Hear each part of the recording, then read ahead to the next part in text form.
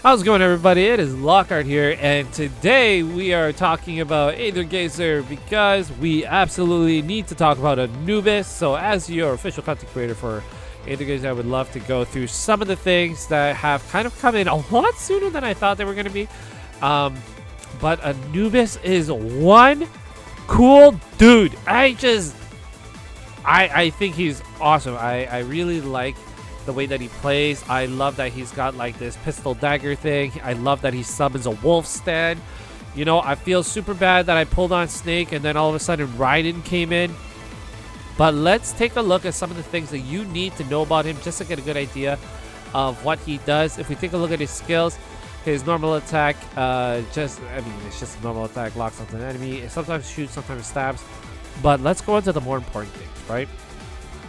So, do you want to get his Sig funter? And when we go through it, Anubis grants the following effects. When the Jackal Spirit automatically attacks, there is a 50% chance of the attack being a special attack that deals shadow damage equal to 2400 attack in total and affects stun on the enemy when casting Jackal Charge. And the Jackal Spirit joint attack comes with the additional explosion that deals with shadow damage equal to 600% attack in total, and enemies in the small area, the damage multiplier increases to level 1. Jackal Charge increases when the Jackal Whirl, and blah blah blah blah. So overall, of course, like every other signature funter, it adds tons and tons of value to the character itself. I think if you are playing him, if you are going to use him as your main DPS, of course you want to consider it.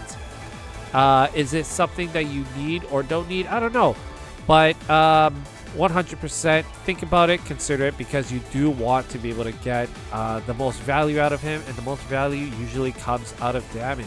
Now, if we talk about his sigils, I do think there are two ways you could definitely do this. So, you have something called the Scale of Mat. The Scale of Mat will go into your 1, 2, and 3 if you decide to go this route. It basically revolves around like increasing his ult damage. So increases the ultimate skill damage by 30%, gets 1 stack measured each time. Each stack measured also increases attack damage by 3% for 3 seconds. Stacks up 3 times. No more stacks measured can be attained by 15 seconds, reaching stack of 3. The stack measured is 3 damage dealt is increased by 12. Right, so if you get Scale of Mat, which is your 1, 2, 3 stack, and you go and you get your Nibble and Glimble, you use this in 4, 5, and 6, and you suddenly have a very strong, very fast charging ult. So this is definitely a great way to go, and that's something that you can also consider.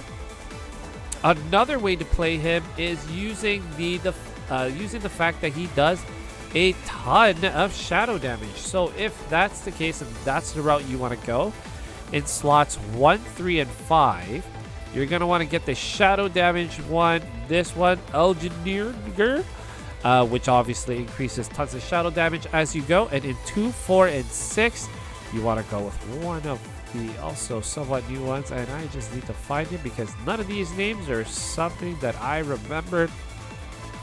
But you can always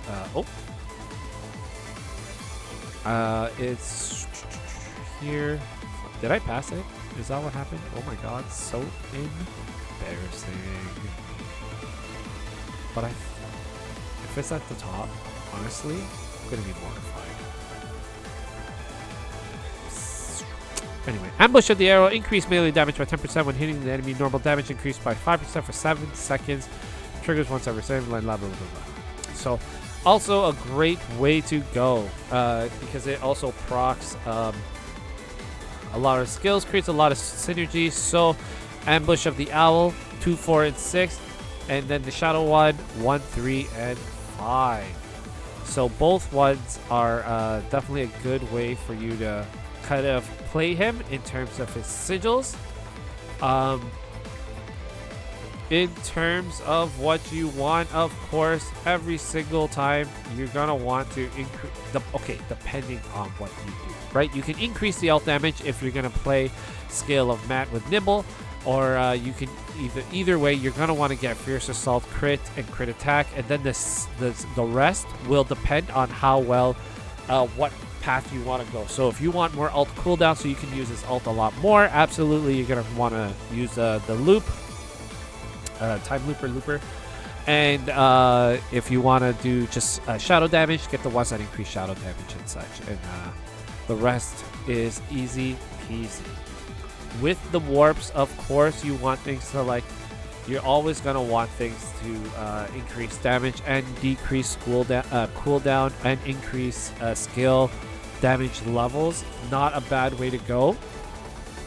With the codes, however, this is interesting. You can use red 3, which for some reason, I don't know why, it won't let you see it here, but you can definitely see it in the modifiers. So if you go all the way down here, right? Oh, sorry, nope, not in there. If we go to scan, take a good look at him. If we take a look at his codes, and you go into his triple, what did I say? Triple red for bosses. That's a joint attack. When the last strike of normal attack hits, the Jackal Spirit will launch a joint attack.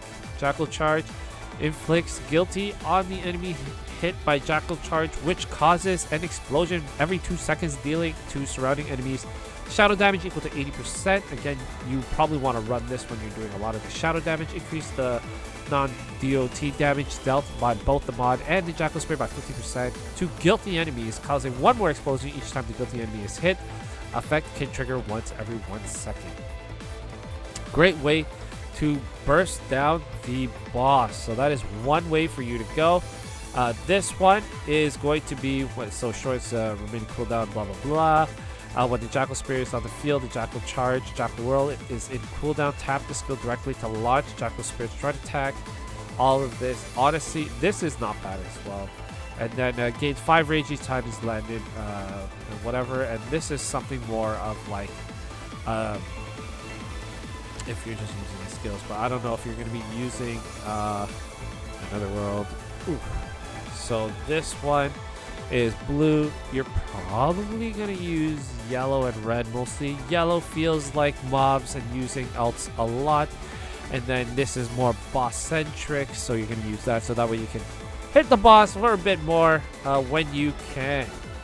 Right, so that in a nutshell is going to be him. Now we're going to play him a little bit, and his kit is just hella cool. So let's take a look at our boy here. So we're just going to start out with him. I honestly also love the fact that he also changes when he uses his ult, which is crazy. Because I feel like it looks so good, right? So he uses a short dagger that also does some skills. I love the geometric splash art that comes around with this. Summons his little wolf doggy. Pew, pew, pew. Well, like you shoot and then he goes there, right? So let's take a look. So we got the guilty over here. And dog Jackal just goes ham. And I cannot get enough of how awesome this just looks. And the Wolf 2 Jackal, when it comes out, is hella cool. However, you cannot use the ult unless the Wolf is out, because that is like this whole transformative thing. So let's just do that real quick. And transform Spirit of the Wolf. And that's when his skills change as well. He just honestly feels really smooth. He plays really well. I feel like he's able to like flow better, because some units are crazy clunky, doesn't feel as nice, but he's just a hella cool unit. So going back to him, let's take a look at his skills really quickly, right? Because when we look at Jackal Charge, focus the Divine Power to launch a ranged attack on the unit, dealing shadow damage, increase the mod's crit rate upon hitting an enemy when the Jackal Spirit is on the field. Skill cast also deals additional shadow damage and hitting an enemy will change Spirit Guide to Jackal's Gaze. The Jackal's Spirit will immediately launch a joint attack and yada yada. Focus and Divine Power, so this is skill 2. Launch a Crescent Slash. Increases mod shadow damage upon hitting the enemy when the Jackal Spirit is on the field. Also, cast deals additional shadow damage and hitting an enemy will change Spirit Guide to Jackal's Wild Slash. The Jackal Spirit will immediately launch a joint attack. So, Spirit Guide, you summon the Jackal onto the field, dealing shadow damage. When the Jackal Spirit is already on the field, the skill will be replaced with Jackal's Gaze instead. Jackal's Gaze deals shadow damage, and Jackal's Spirit will immediately launch a joint attack on the enemy locked on by the mod, and then follow the ray attack upon skill, dealing shadow damage, and then Afterlife may be cast only when the Jackal Spirit is on the field. The mod becomes one with the Jackal Spirit and deals shadow damage upon casting. Increases all team members' attack and resets the mod skill cooldown. When the mod and the Jackal Spirit are in one, skill 3 will be replaced with Jackal's Wild Slash instead. Each time a normal attack is launched or skill cast, an additional attack will be triggered, dealing ultimate skill damage. Right? Gains ultimate skill charge when a teammate or Jackal Spirit defeats an enemy, or when the Jackal Spirit joint attack hits. And then, you dodge, extremity dodge, launch skill attack, deal shadow damage to the enemy, and the Jackal Spirit will immediately launch a joint attack, which is also nice. So, I love his kit. I like his aesthetic. I think he's hella cool. We haven't really had this kind of, pistol-wielding dagger unit, really, in my opinion. I mean, I guess you could say Jinye, maybe. But I think he's just amazing for what he is. So, of course, like in every video, I am absolutely going to give it a go and see if I can pull for it. It's just such a bad pull. And see where we land. Because I feel like this is an amazing unit to have. Oh my god. This is awful. Okay, well, this is going to be probably my last pull. So... oh no, this is no bueno, everybody.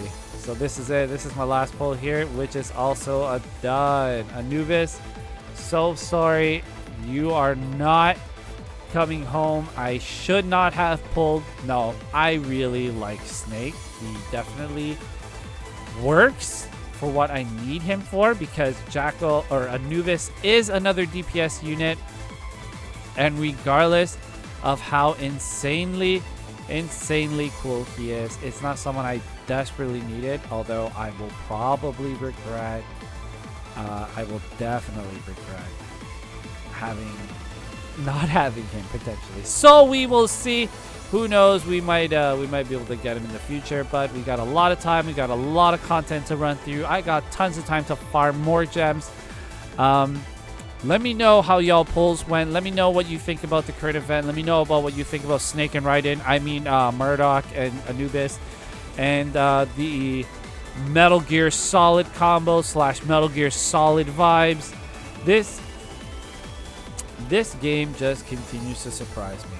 Honestly, it is just super great. Still having fun. Loving all the units. And loving all these new characters that keep coming out. Like, it's just nuts that, we have a character like Anubis who uses, basically a wolf stand in order to do cool things. Thank you so much. If you've watched it till this point, please feel free to like, comment, and subscribe. I appreciate y'all so much. I love making content for this game because I also love the game, and we'll see you on the next one.